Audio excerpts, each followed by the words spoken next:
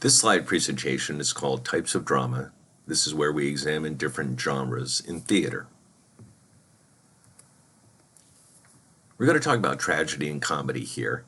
I think we've all seen this image before. High school drama clubs, community theaters, and even some professional theaters use it, and these are called the happy sad masks. And this emanates from ancient Greece, where all theater comes from.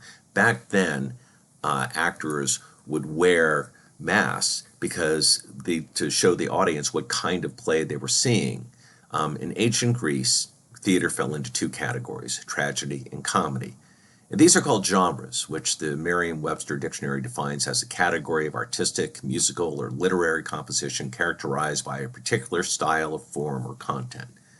In ancient Greece, there were two distinctly different categories, and they were called tragedy and comedy.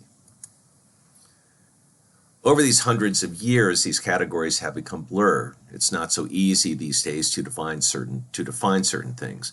Musical comedy became a name, and this was back when started in England, but really perfected in America. We combined different genres, dance, music, and plays into one thing called musicals, and they gave it the name musical comedy because it was considered to be much less serious than opera. But there are many, many musicals that have serious themes. There are many musicals that you really could not call a comedy. Hamilton, for example, which we'll be studying, could not really be called a comedy, even though there were funny parts of it. Over the years, a form has emerged called dramedy, which combines certain parts of tragedy and comedy. This is mostly seen in modern TV. Aaron Sorkin, who originated the TV show Sports Night and then the very popular West Wing, is a great example of someone who could write a dramedy, serious themes, but comedic overtones, comedic characters. But at the start, the lines were distinctly drawn because that's what the audiences wanted. Tragedy, the famous Greek philosopher Aristotle, lived 384 to 322 BC before Christ, defined tragedy as a serious work with a hero who is great and good, but has a flaw that brings down destruction on himself or herself. We call this person the protagonist, who is great, meaning that they come from some form of nobility. Remember, thousands of years ago in ancient Greece, you definitely had a high-class system and there was definite nobility. So what that means is that when that hero falls, when they fall, they take many with them. And that is what tragedy in the ancient set of the word is all about. So according to the blueprint, the protagonist must have a flaw that they may or may not be aware of. Did Macbeth have a flaw? We could say that ambition was his fatal flaw, but some would say that he was not aware of it, that his real flaw was his willingness to follow Lady Macbeth's plan of power. This is argued over and over again, which is one of the reasons why Shakespeare is so great, because after hundreds of years, we're still trying to figure him out. But the one point I want to make is that when the Greeks went to the theater to see a tragedy, they knew something terrible was going to happen at the end. So the ending was already pretty much written for them. They were interested in the process. They wanted to know how these heroes felt. What was their fatal flaw? And so in that regard, a great playwright who updated a Greek tragedy, Antigone, the playwright by the name of Jean Anouilh, in the 50s wrote that tragedy is clean, it is restful, it is flawless. There is something perfect about the way the plot goes. Now, modern tragedy changed. Nobility didn't end, but became much less important, and suddenly heroes became more like everymen. And Death of a Salesman by Arthur Miller premiered in 1949, and this play is called the greatest American play. We can debate this, but there is no argument that this play put American theater on the international map. Before 1949, we did have some great playwrights. Eugene O'Neill wrote great plays.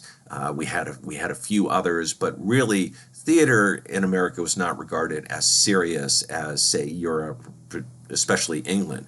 But Death of a Salesman is a play that's been done literally thousands of times. It is the story of Willy Loman, a traveling salesman, an everyman. He is no hero. He's not from nobility.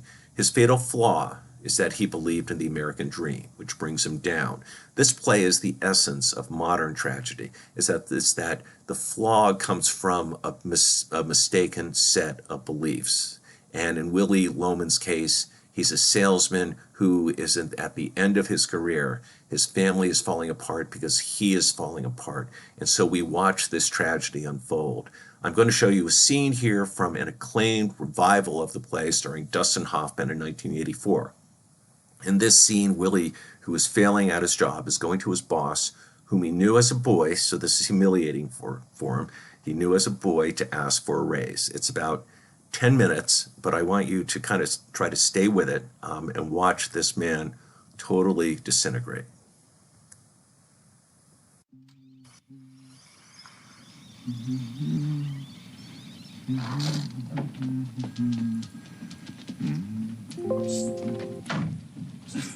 Hello, Willie.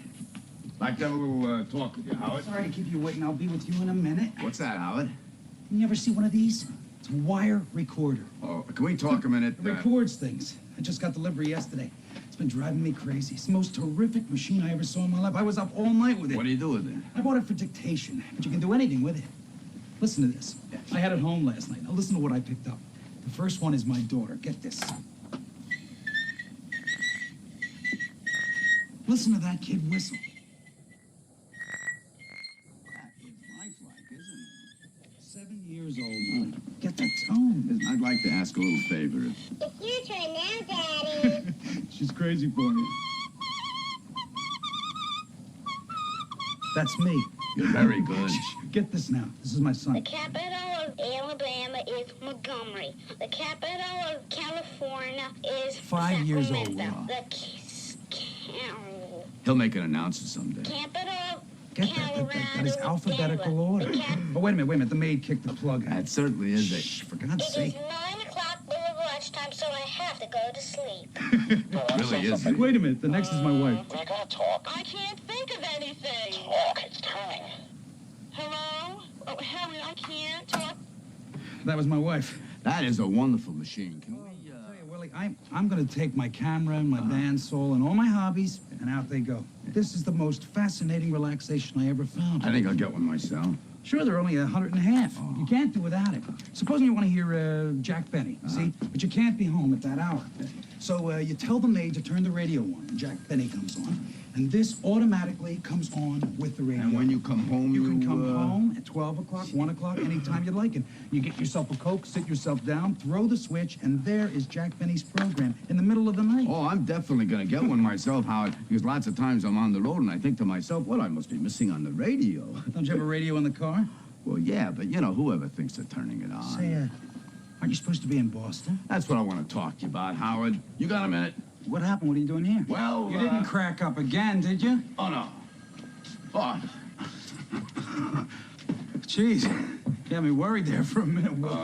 What's the trouble? well, tell you the truth, Howard, I've come to the decision that I'd rather not travel anymore. Not travel. Well, what do you do? Remember Christmas time when you had the party here? You said you'd try to think of some spot for me here in town. With us? Well, sure. Oh, yeah, I remember. Well, I couldn't think of anything for you, Willie. I tell you, Howard, the kids are all growing up now, you know. I don't need much anymore. If I could take home, $65 a week, I could swing it. Yeah, but Willie, see, I'll tell you why, Howard.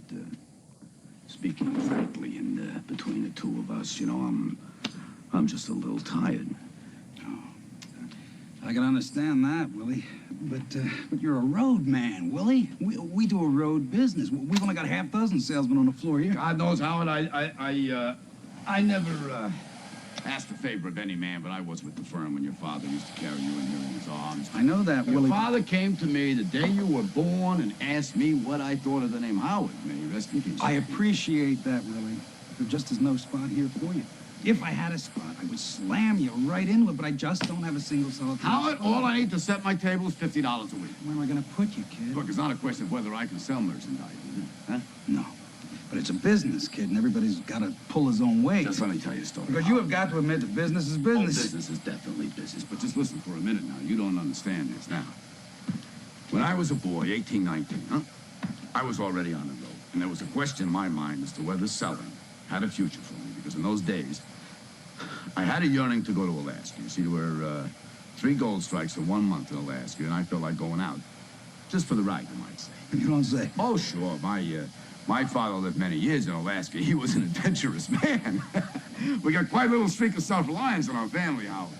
And I thought I'd go out with my older brother, try to locate him, maybe settle in the north with the old man, and I was almost decided to go.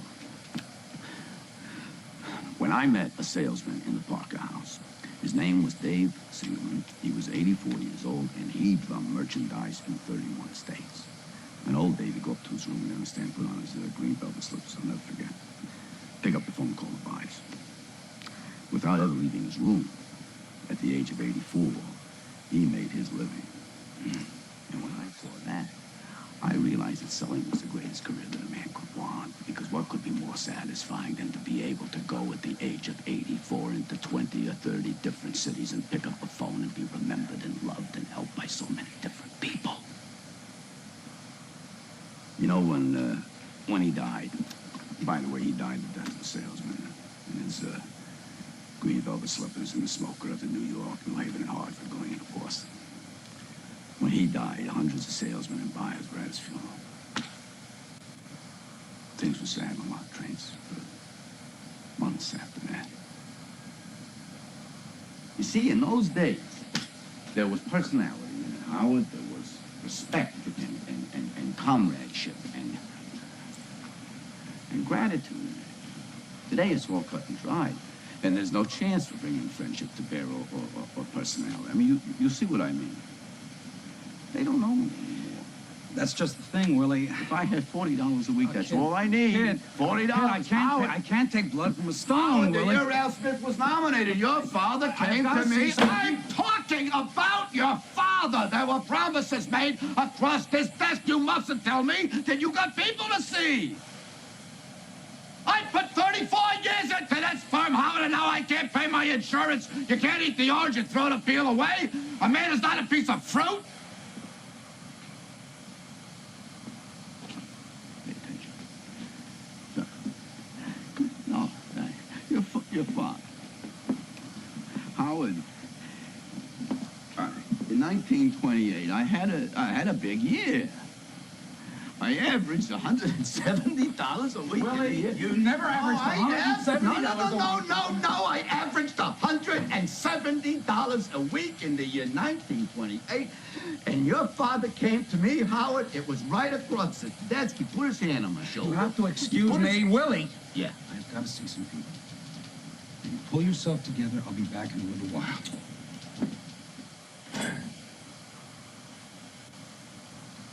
Put myself together. I see.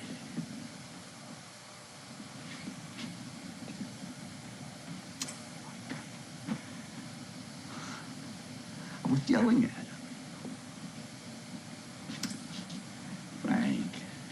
Frank, don't you remember what you told me that time? You put your hand on my shoulder and The Frank... capital of family on Dover. It is 9 o'clock. Oh,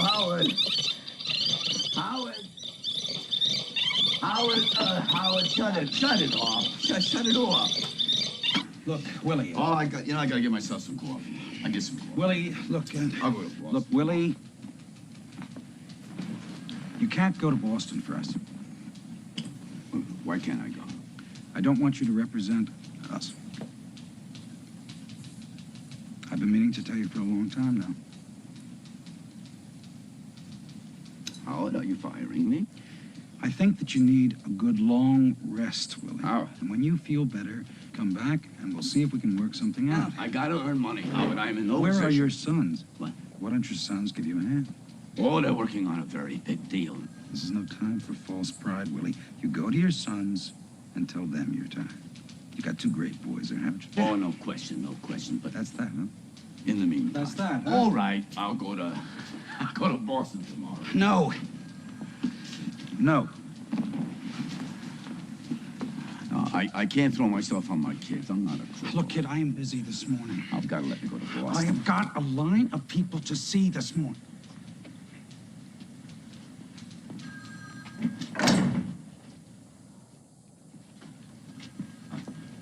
Sit down. Bye. Sit. Oh, yeah.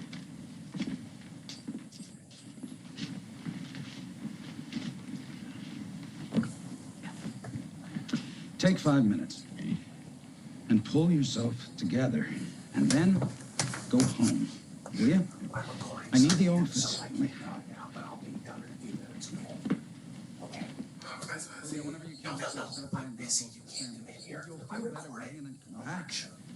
We'll talk.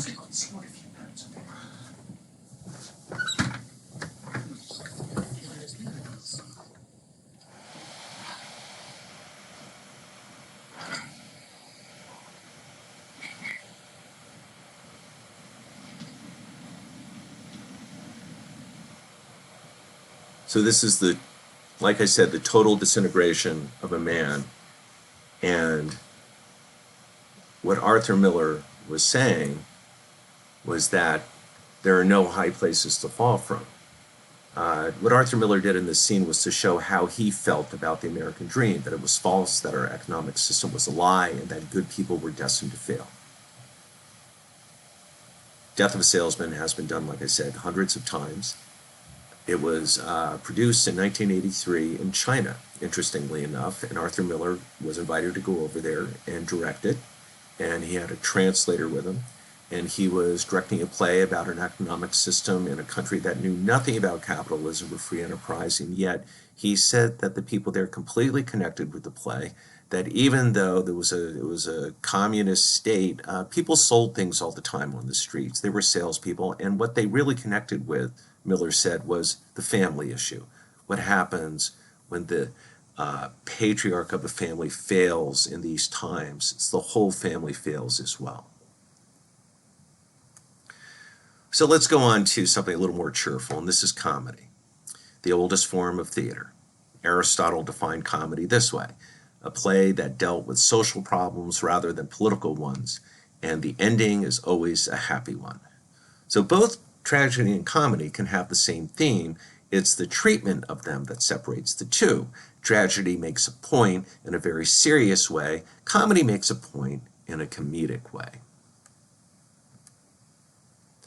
So let's go through forms of comedy, and I'm going to start with really the oldest one. It's called Commedia dell'arte, and that means comedy of the profession. And it is one of the earliest forms of comedy. It emanates from Italy in the 16th century. And Commedia dell'arte provided the basis for comedy that lasted into centuries. It's an unscripted, but not improvisational form of entertainment. They start with stock characters. First of all, you have the young couple in love. You have the beautiful young woman, the ingenue, who's madly in love with her handsome but slightly dumb soldier boyfriend, who was always a soldier in these plays because in the 1500s, the soldiers were the highest point of masculinity. Then you had the boyfriend servant, the soldier servant, who was of a much lower class but was much smarter. Again, this is comedy making a point that you can be of a lower class and you can be much, much smarter, but you're basically stymied by the social structure. The boyfriend servant was the one that was always getting things done, that was always solving problems. You had the father of the girl who wanted a large dowry for his daughter's marriage. Back then, if you were a father of a daughter and a man wanted to marry your daughter, he had to pay you money, and it was called a dowry. And this went on for centuries. It was not at all unusual. And again, this is comedy making a serious point, that the father is basically selling his daughter, serving as a pimp, if you will, for his daughter. And then there was the lecherous old man, the stock character, who was willing to pay that dowry, a very unattractive man, but he was rich and the father wanted the dowry. And what's going to happen? We're all rooting for the young couple to fall in love, and what happens invariably is that the servant solves the whole thing. This form of comedy lasted through generations. It lasted well into TV in the 60s and the 70s. Marx Brothers movies really were loosely based on Commedia dell'arte. There was always the young lovers. There was always the either the older man or the older woman who was highly sexed. Performances had juggling, they had music and a loose plot, but like I said, no script. The actors followed plot lines, but also worked off the audience. They reacted to the audience's reactions. I have here a clip from a college Commedia dell'arte production, and I want you to notice how the characters come on stage, they introduce themselves, and then they immediately jump into the entertainment part. I want you also to notice how when they make mistakes, they immediately turn it into something funny. I'm not going to show the whole thing. I'm going to stop it after about 5 minutes, but I just want you to sort of take note of this performance because it's very, very historically accurate. This is done at an Italian Renaissance festival. The college that's doing it is Coastal Carolina University, and it's very skillful. It's very skillful. We're basically going to see the prologue before they get into the plot.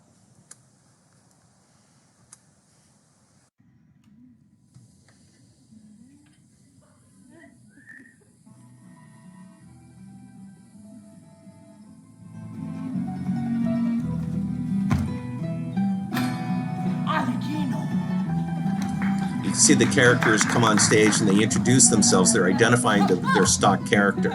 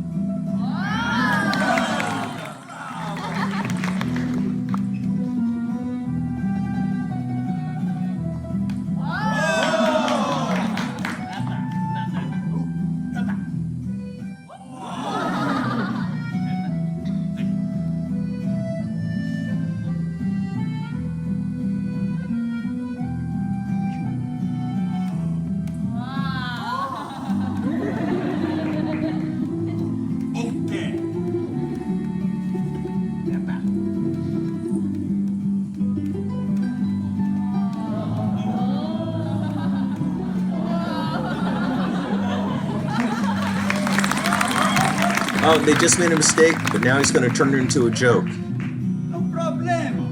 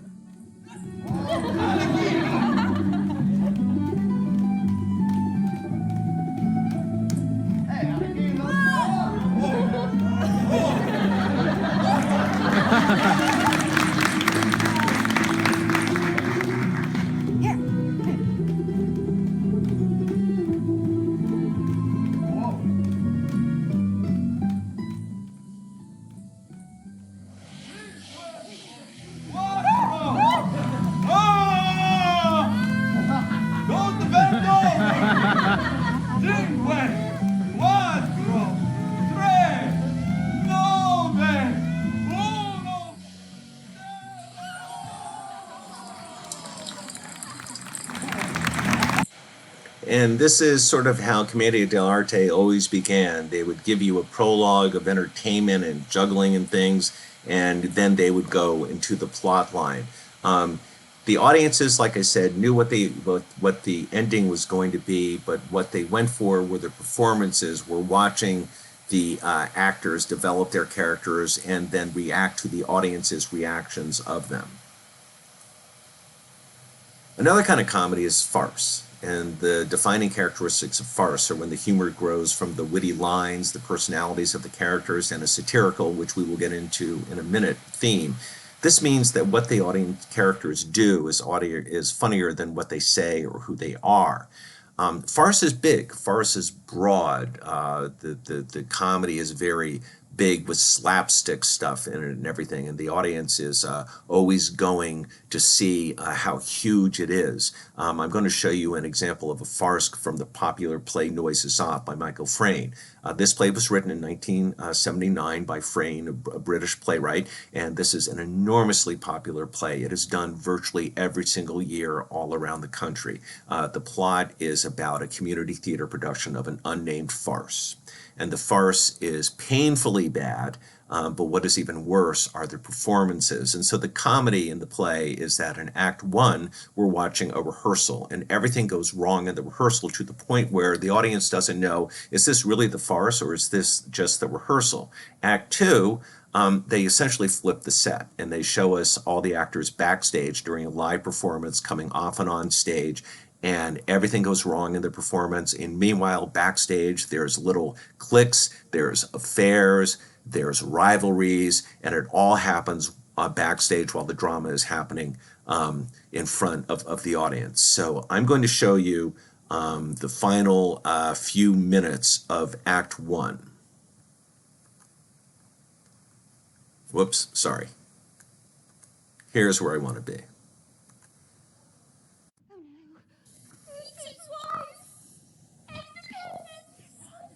Excuse me, I think you've dropped your dress. Darling, where have you been? Look at the state I'm in. Darling, honestly, she just burst into the room and her dress fell off.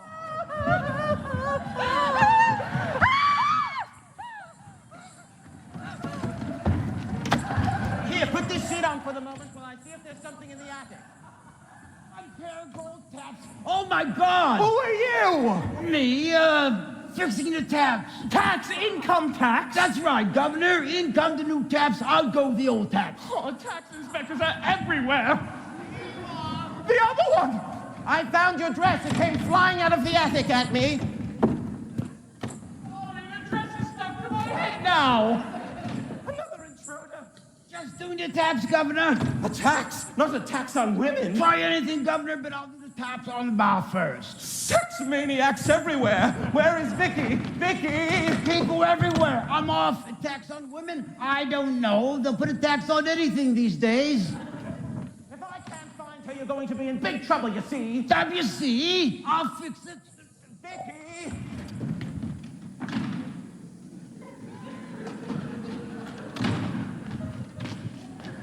Oh! Chic, I thought you were coming at 4. This must be a charming wife. Right, Chic, so you want to see over the house now, do you? Yes. Well, since you're upstairs already... 10 minutes, Bluesy! I'll break this over their head!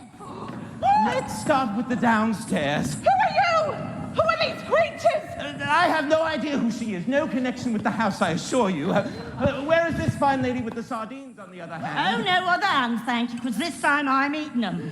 Is fully occupied with the sardines, so perhaps the toilet facilities would be of more interest. Mrs. Claggett, who are these creatures? Oh, we get them all the time, love. They're just Arab sheep. But upstairs... Arab sheep? Upstairs we have... Ball corks, Governor. Your ball corks have gone. We have him. They're Irish sheep. Irish linen sheets off my own bed. The thieving devil. In the study, however... Give me that sheet, you devil. Oh, it's you. And there she stands in her smalls for all the world to see. It's her. It's my little girl. Dad. So this is classic farce. Mistaken identity, doors opening, closing, stock characters. You know, you can see the befuddled man, the beloved maid, and it's just a lot of fun, and audiences love farce, and it really sort of hit its peak in the 1800s in France, but to this day, farce is still quite popular. And then we have the comedy of manners, which is sort of the opposite of farce. A comedy of manners makes fun of the behavior and social conventions of a certain group of people. The genre reached its height in 18th century England, where playwrights made fun of the manners of their own age. Comedy of manners largely plays to audiences who laugh at themselves during the performance. They laugh at the people around them, never thinking they are the object of the play. If you remember the scene we saw of Death of a Salesman, and the the boss, was played by a guy named John Polito, who's a great stage actor who died a few years ago. But about 30 years ago, I saw him in a play called Other People's Money, and it's about a hedge fund manager who goes to a company in Maine and tries to take over the whole company and up its price. And the argument that the play made was who's more important, the stockholders or the workers of a company. And Other People's Money was just a huge hit off Broadway. It ran for over a year. It was made into a movie. And audiences went to see it from all sizes, shapes, and forms. But corporations seemed to love it, and they would actually buy the house out. And and the thing is about this is that the corporations were saying, let's watch this because it's about other corporations. It's not about us. And that's really the thing about Comedy of Manners, is that we laugh at the people next to us, never thinking that the play is about us when it really is. Here, a sketch comedy series called Potty Talk does an inspired takeoff on a Jane Austen movie, simultaneously making fun of Jane Austen and people who love her books and the movies based on them. For all of you who love Sense and Sensibility and Pride and Prejudice, I apologize. I'm not going to show the whole thing here, but I just want to give you the idea of how Comedy of Manners makes fun of all these different genres.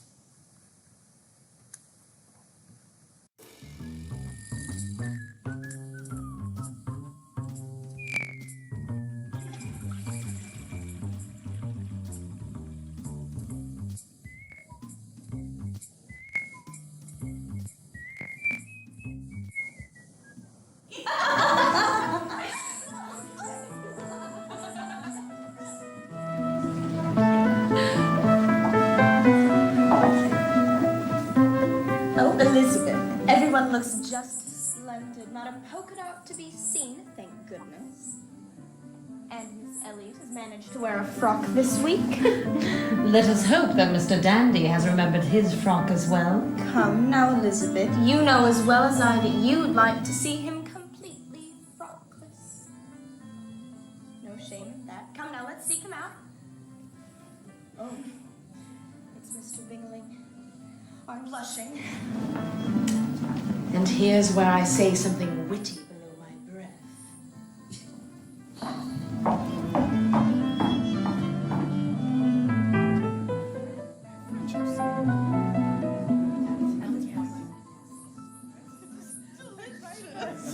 It's absolutely certain. I heard it from a lady busybody herself that he didn't even bother to RSVP in case something better came up. Surely Mr. Danny would not be so disrespectful to his hostess. He called it preserving his options. Mary, have you seen your Mr. Bingaling? The whole world is talking about his coat. I wish you were mine, Mr. Bingaling. Don't say such things in front of Mary.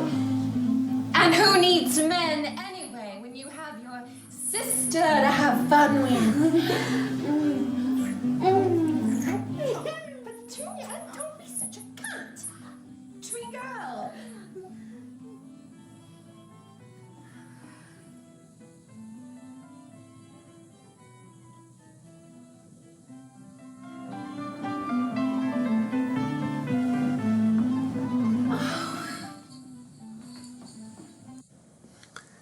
And that gives you an idea of how they're just constantly making fun of these Jane Austen kind of dramas here. I love the line where the woman walks away and says, "Here is where I say something witty under my breath." And they're basically parodying all the movies that we see. And Comedy of Manners does this very, very well, and it is sort of a subtler form of comedy. And that really brings us to our final form of comedy, which is satire. And satire is a form of Comedy of Manners in the sense that it spoofs society, but in a more social way. The purpose of satire is to make a point, but it makes a point in a gentler way. Satire is also focused on language. The goal is to make the audience think while laughing. Writers honestly felt that satire, if done well, could affect social change. So here's an example of satire where insurance companies and their policies are criticized in a comedic way. Hey, do you think Chris is old enough to be my friend? Old enough? Yes. But I wouldn't bark down that alley. You'll frighten him. He thinks you're a transformer that broke halfway through. I get that a lot, I understand. Look, Morton was in trouble. We were just trying to help him out. Well, insurance fraud is not the way to help somebody out. Listen, Joe, insurance agencies are all scumbags. They deserve to get hurt. You don't decide that. What you did is against the law. It's easy for you, Joe. You don't know what it's like to be screwed over by an insurance company. Oh, I don't, do I? Well, let me tell you a little story. It was hours after my accident. I was barely conscious on the operating table, but I'll never forget the phone call that changed my life. Hello, I'm calling on behalf of your policyholder, Joe Swanson. He's badly injured his spine.